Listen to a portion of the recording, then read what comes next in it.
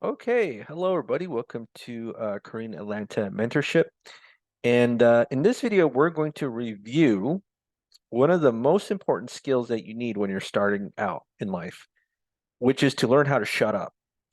And this is a skill that I wish I had learned very early on in life. And I think the reason that I didn't learn it as a young kid is because people were always saying, "Oh, you should always tell people what you think," and that was a big mistake, right? And this is related to the concept of leadership, which is a concept that I'm going to talk about over and over again. And one of the things I'm always encouraging people is that the people who have good values and know how to do things right need to step up and become leaders because the lack of leadership is apparent and almost everywhere in society, right? Bad leaders are almost everywhere. If I go to any country and almost any business, most of the people are suffering and are depressed because the leadership is bad. Sometimes it's innocuous, like they don't mean to be bad, but they're bad. But most of the time, it's just plain out bad, flat out bad, right? And one of the things that I'm always telling people that I know is that again, eventually you're going to have to step it up because no one else is doing anything. So most of the people that you see, they will just let the people, if the people that they know are drowning, they'll just let them drown, right? They just won't do anything, you know? And that's kind of the sad society that we live in. And I would say that the bar for leadership is actually quite low. So if you have people that you know, where they're clients that you're serving, maybe your landlord, you're dealing with a tenant, you just make sure, and the role of a leader is to make sure that the people that you have to attend and take care of are actually taken care of, right? Don't let anybody drown if you see them drowning. It's really easy.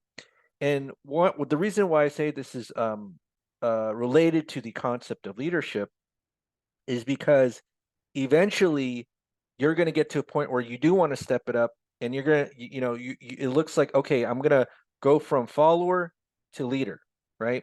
I'm going to step it up. Maybe I'm going to be a business owner, right? And so once you're trying to climb that path, one of the biggest temptations that you're going to have is to tell other people your plans. And that will be, especially if you're starting out in life, that will be one of the biggest mistakes that you ever make. Because most people, and this is the truth, do not want you to step it up in life. Most people do not. Okay.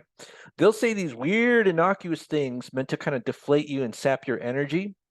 And so, what's going to happen is that when you open your mouth before you executed the plan, they're going to say innocuous things that will make you not want to do it anymore.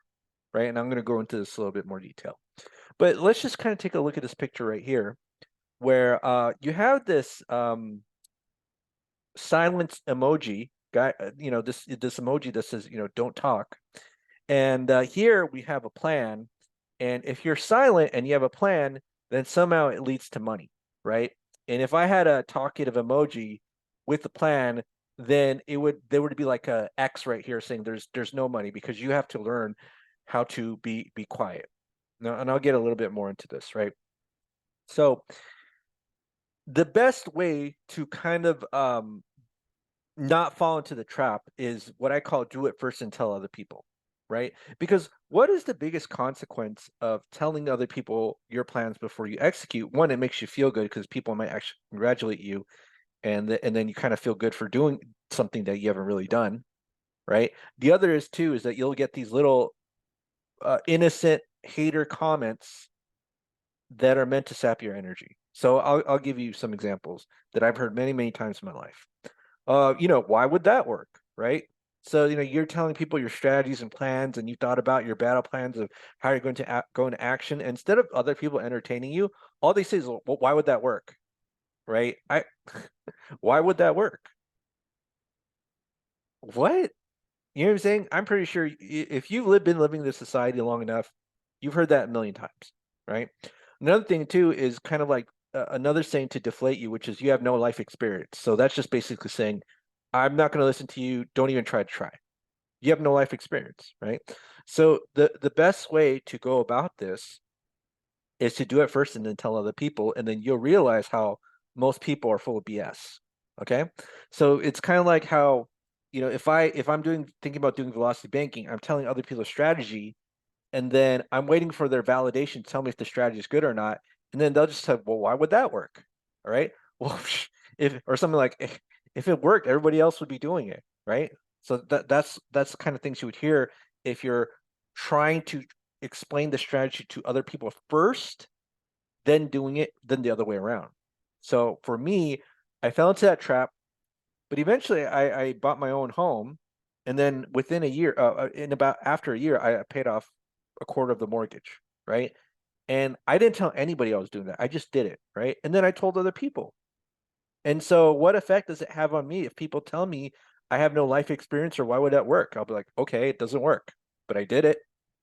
Whereas the other way around, it has a paralyzing effect, right? So you have to make sure that whatever your plans are, especially if you are starting out in life, that you just do what you're going to do, keep your failures a secret, and then once you succeed, then you tell other people, right?